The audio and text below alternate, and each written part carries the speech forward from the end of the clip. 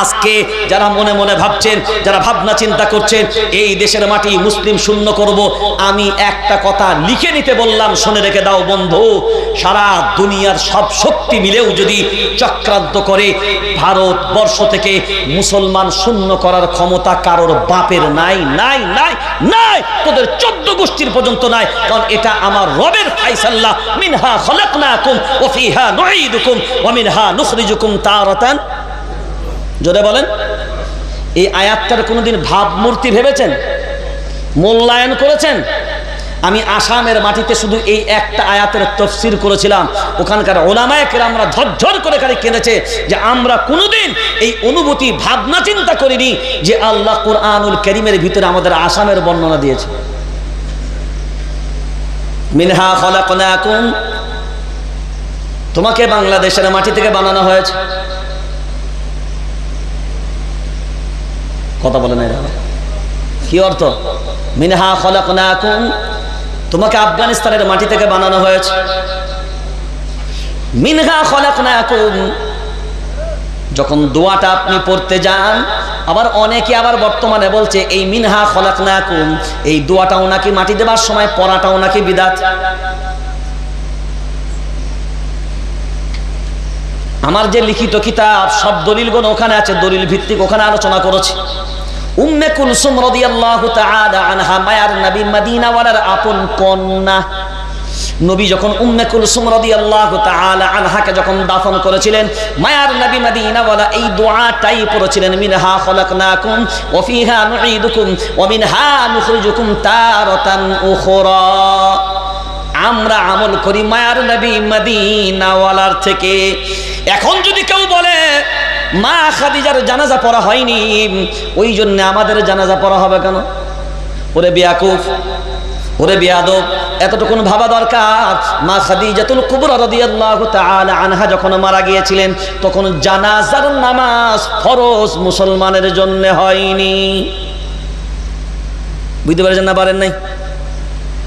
এখন যদি কেউ ওটা দলিল টেনে নিয়ে আসতে যায়, সম্ভব হবে? কথা বলেন না, সম্ভব হবে? আমাদের কিছু শিক্ষিত যুব সমাজ এইগুলোকে ফলো করে আর মসজিদে এসে ইমামদের সামনে কুটকুটুনি ধরিয়ে দেয়, বলে হুজুর এত বড় মাপের। আমি আজকে দেখলাম ফেসবুকেতে একদম হাদিসের হাওয়ালা দিয়ে একদম দলিল ভিত্তিক আলোচনা করে তিনি বললেন মিনহা খলাকনাকুম এই দোয়াটা বিদআত। এখন শিক্ষিত যুব সমাজ এর তো প্যালপিটেশন শুরু হয়ে গেল। এখন লোকাল ইমাম সাহেব, ও তো 5,000 টাকার ইমাম সাহেব রেখেছেন। কয় হাজার টাকার? কয় হাজার? 5,000 না? ফতোয়া আলমগিরি মোতালা আছে না? এরকম কিতাবের যোগ্যতা হয়তো থাকবে। এখন সেই ইমামকে যদি এবার সামনে গিয়ে প্রশ্ন করে, হুজুর তোমরা যে এতদিন পর্যন্ত মিনহা খলাকনাকুম পড়লে এটা তো বিদআত, এখন সেই ইমাম সাহেব বেচারা টেনশনে পড়ে গেছে, ও খুঁজবে কোথায়? এখন বলেন মিনহা খলাকনাকুম এর অর্থটা কি হচ্ছে? আর আপনি যে মাটি দিচ্ছেন, লজিক্যালি একটা প্রথমে বোঝেন, দলিলটা পড়ে নেবেন, লজিকটা বোঝেন। মিনহা খলাকনাকুম, সবাই আপনারা জানেন আল্লাহ এই আয়াতের ভিতরে 3টে কথা বলেছে। কয়টা কথা? কিন্তু 3টে কথা একটার সাথে অন্যটার সম্পর্ক, একটার সাথে অন্যটার সম্পর্ক। মিনহা খলাকনাকুম, এই মাটি দ্বারা তোমাকে বানানো। সবাই জোরে বলেন। এই যে এই মাটি দ্বারা তোমাকে বানানো হয়েছে, এই জন্যই তো তোমাকে এই মাটি দ্বারা বানিয়েছে, ওই জন্য তোমাকে দিই এই পূর্বে নেওয়া মাটিটা আল্লাহ পূরণ করবে। ওই জন্যই বলা হয়েছে ওয়া ফিহা নুঈদুকুম, এই মাটিতেই তোমাকে রেখে যাওয়া। তাড়াতাড়ি বলেন, রেখে যাওয়া হবে। এখন এখান থেকে দুটো বিষয় প্রথম বোঝেন, তাহলে যেখান থেকে তোমাকে বানানো হয়েছে রাখা হবে তোমাকে। সবাই বলেন এই কথাটা, রাখা হবে তোমাকে, সবাই রাখা হবে তোমাকে সেইখানে। এখন যদি আপনাকে ডঙ্গল সার মাটি থেকে বানানো হয়, তাহলে আপনাকে রাখা হবে বর্ধমানের মাটিতে। জোরে বলেন না কেন? তাহলে আপনাকে যদি ইন্ডিয়ার মাটি দ্বারা বানানো হয়, তাহলে আপনাকে কি রাখা হবে সৌদির মাটিতে? জোরে বলেন না কেন? কোথায় রাখা হবে? যে মাটি দ্বারা আপনাকে বানিয়েছে ওই মাটিতেই আপনাকে রাখা হবে। আর যে মাটিতেই আপনাকে রাখা হবে, কিয়ামতের ময়দানে জোরে বলেন না কেন? হ্যালো, কোথা থেকে তোলা হবে? জোরে বলেন। ওই মাটি থেকে। কোন মাটি থেকে? তাহলে তিনটে কথা বেরিয়ে নেন। ওই মাটিতে বানানো, ওই মাটিতেই রেখে যাওয়া, ওই মাটি থেকেই আবার কিন্তু কিয়ামতের ময়দানে উঠানো হবে। এটা যদি আল্লাহর সিদ্ধান্ত হয় যে মাটি থেকে বানিয়েছি ওই মাটিতেই থাকবি, ওই মাটি থেকেই উঠাবো। এখন সরকার যদি বলে এনআরসি করব, দেশ থেকে তাড়িয়ে দেব, আল্লাহ বলছে যে মাটিতে বানিয়েছি ওই মাটিতেই তোকে রাখবো, কিয়ামতের ময়দানে ওই মাটি থেকেই উঠাবো। তুই যত আইন পাস করবি কর, আমার আল্লাহর সিদ্ধান্তই হবে চূড়ান্ত। বুঝতে পারেন না কথাটা? হাজার চেষ্টা করবি কিন্তু তাড়াতে পারবি? জোরে বলেন না। হার হালতে হয়তো একটু পীড়া দিবি, একটু কষ্ট দিবি, আর এই কষ্ট দেওয়াটা তোদের ফিতরাত, আর এই কষ্ট ভোগ করাটা ঈমানওয়ালাদের অভ্যাস। وَلَنَبْلُوَنَّكُمْ بِشَيْءٍ مِّنَ الْخَوْفِ وَالْجُوعِ وَنَقْصٍ مِّنَ الْأَمْوَالِ وَالْأَنفُسِ وَالثَّمَرَاتِ وَبَشِّرِ الصَّابِرِينَ। পাঁচটা পরীক্ষা যতক্ষণ পর্যন্ত ঈমানওয়ালারা দেবে না, এর ঈমান পরিপূর্ণ হবে। হ্যাঁ, সরকার কখনো ভয় দেখাবে, কখনো তোর মাল কেড়ে নেবে, কখনো তোর জানের ভয় দেখাবে, কখনো তোকে ক্ষুধার্ত অবস্থায় রাখবে, কখনো তোর ফসল আদি সব নষ্ট করে দেবে। তারপরেও ঈমানওয়ালা যারা হবে সবর আর ধৈর্যের মাধ্যমে আল্লাহর প্রতি ভরসা রাখবে। তো আল্লাহ যখন ক্লিয়ার করে দিয়েছেন, এখন আপনাদের আমাদের মনে মনে ধারণা হবে আল্লাহ যখন বলে দিয়েছে তাহলে তো আমাদের আর কোনো টেনশন না। তারপরেও যদি 10 জনকে তাড়ায় তখন বলবে হুজুর তুমি যে বায়ান করলে তাড়াবে না, কি করে তাড়ালো বলো? যে ব্যক্তিকে দেশের মাটি থেকে তাড়াবে বুঝে নিতে হবে যে মাটিতেই তাকে রাখা হবে সেকে তৈরি করা হয়েছে এখানে নয়, সেখানকার মাটিতে। এটা বিশ্বাস আমাদের, এটা ইয়াকিন, এবং এটা দৃঢ়তার সাথে বিশ্বাস করতে হবে। এখন এই জায়গায় দাঁড়িয়ে আপনি বলেন তলাক বিল কোরআনুল কারীমের বিরুদ্ধে গেছে। কার বিরুদ্ধে? জোরে বলেন। তলাক বিল কার বিরুদ্ধে গেছে? কোরআনুল কারীম 2 নম্বর পারা 15 নম্বর সাফার লাস্ট আয়াত। الطلاق مرتان فإمساكم بمعروف أو تسريح بإحسان। এখান থেকে একটা আয়াত, দ্বিতীয় আয়াত, দুইটা আয়াতের তরজমা পড়বেন, আপনি পরিষ্কার তলাকের ব্যাপারে আপনাদের কাছে ক্লিয়ার হয়ে যাবে। তাহলে তলাকের বিল পাস হয়েছে কোরআনের বিরুদ্ধে, আর ওয়াকফ আইন যেটা পাস হয়েছে এটা 1 নম্বরে কোরআনুল কারীমের বিরুদ্ধে। কার বিরুদ্ধে বললাম? সবাই বলেন কার বিরুদ্ধে বললাম? 1 নম্বরে হলো কোরআনুল কারীমের বিরুদ্ধে, 2 নম্বরে হলো মায়ার নবী মদিনাওয়ালার হাদিসের বিরুদ্ধে। কার বিরুদ্ধে বললাম? মায়ার নবী মদিনাওয়ালার হাদিসের বিরুদ্ধে। তো 2 দিক দিয়ে নয় 3 দিক দিয়ে এবার আপনাকে দলিলটা বোঝা লাগবে, কারণ এই আইনটা আমাদের এই জন্যই বোঝা দরকার কেন আমরা আন্দোলন করব। তাহলে ওয়াকফ এই আইন কালা কানুন যেটা হয়েছে এটা কার কার বিরুদ্ধে বললাম? কোরআনের বিরুদ্ধে। কার বিরুদ্ধে? 2 নম্বরে বললাম হাদিসের বিরুদ্ধে। কার বিরুদ্ধে? হাদিসের বিরুদ্ধে। 3 নম্বরে বললাম ভারতবর্ষের সংবিধানের বিরুদ্ধে। কার বিরুদ্ধে? ভারতবর্ষের সংবিধানের বিরুদ্ধে। 1 নম্বর দলিল কোরআনুল কারীম নিজে ক্লিয়ার করে দিয়েছে সূরা তাওবার ভিতরে 10 নম্বর পারা 8 নম্বর সাফার ভিতরে আল্লাহ বলেন ইন্নামা ইয়া'মুরু মাসাজিদাল্লাহি মান আমানা বিল্লাহি ওয়াল ইয়াউমিল আখির ওয়া আকামাস সালাতা ওয়া আতাজ যাকাতা ওয়া লাম ইয়াখশা ইল্লাল্লাহ ফাআসা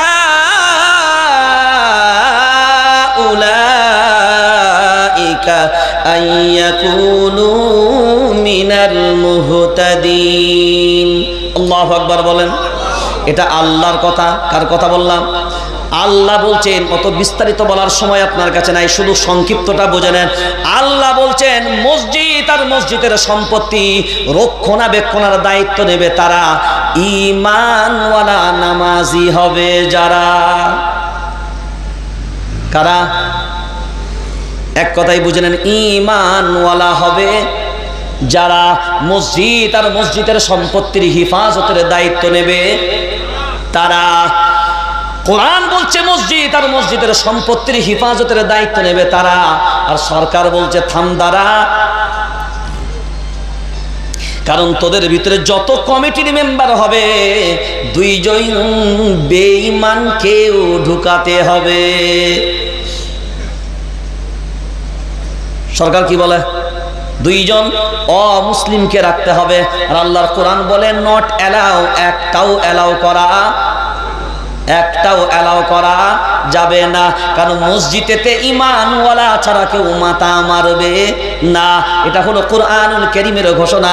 আর মায়ার নবী মদিনাওয়ালার ঘোষণা হলো ইদা মাতাল ইনসান ইনকাতা আনহু আমালুহু ইল্লা মিন সালাসা ইল্লা মিন সাদাকাতিন জারিয়া।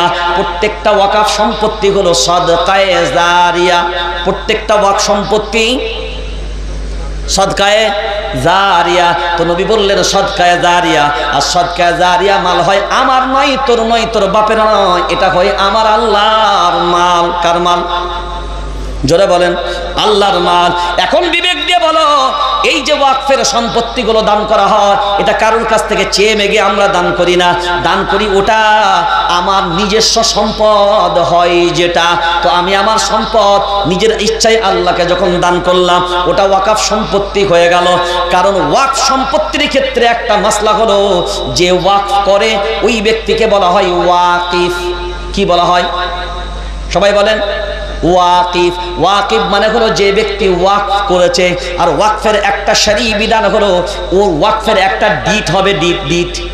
ওই ডিট উল্লেখ হবে যে কারণে ওয়াকিফ দান করেছে ওই সম্পত্তিটা সেই কাজেই ব্যবহার করতে হবে।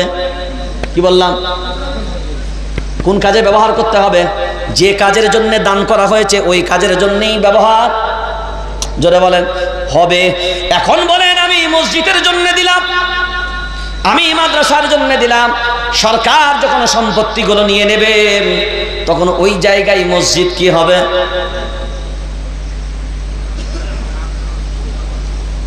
ওই জায়গাটাই কি আর মসজিদ হবে? ওই মাদ্রাসার জায়গায় কি মাদ্রাসা হবে? তখন তারা ওই জায়গায় অন্য কোনো কাজের জন্য জায়গাগুলো ব্যবহার করবে। তাহলে শরঈ বিধান অনুযায়ী, এটা ফায়সালা অনুযায়ী ওয়াকিফ যে উদ্দেশ্যে দান করেছে সেই উদ্দেশ্যেই ব্যবহার করা লাগবে। অন্য কোনো উদ্দেশ্যে এই সম্পত্তি ব্যবহার করা যাবে না। তাহলে শরীয়তের বিধানের দিক দিয়ে, ফতোয়ার দিক দিয়েও পেয়ে গেলাম এই কাজটা করা যাবে না। নবীর হাদিস থেকে পেলাম সাদকায়ে জারিয়া আমার আল্লাহর আমানত, এইটা অন্য কাউকে আমরা দিতে পারবো না। আল্লাহর কোরআন থেকেও পেয়ে গেলাম, আল্লাহর কোরআন বলে না, এই জায়গা সম্পত্তির হিফাজতের দায়িত্ব পরিপূর্ণ ঈমানওয়ালারা নেবে, অন্য কেউ নেবে না।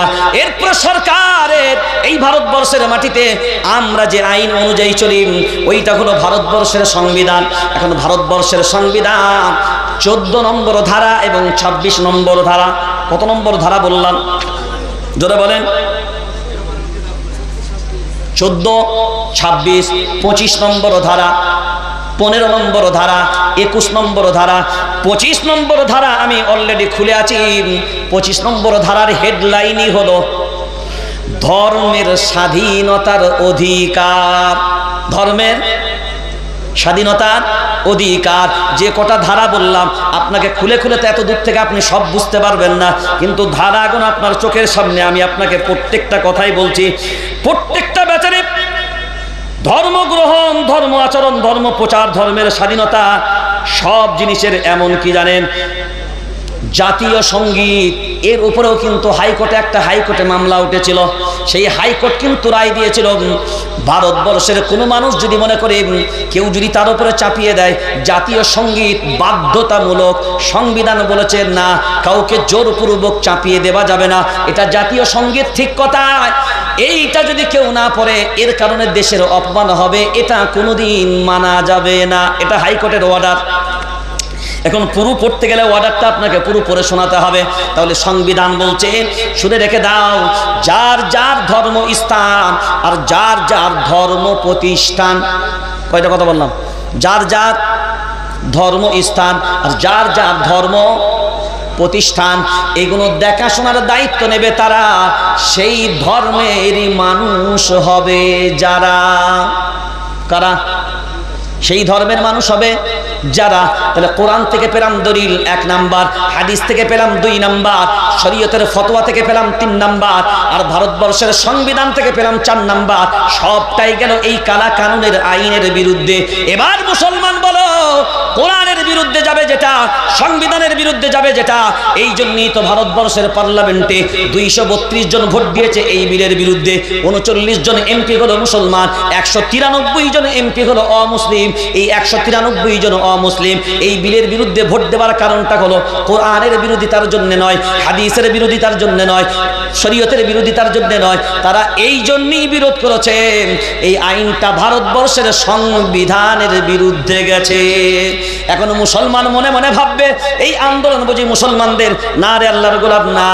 193 জন যারা বিরোধ করেছে তারা কিন্তু সবাই মুসলমান না, সবই হলো অমুসলিম ভাই।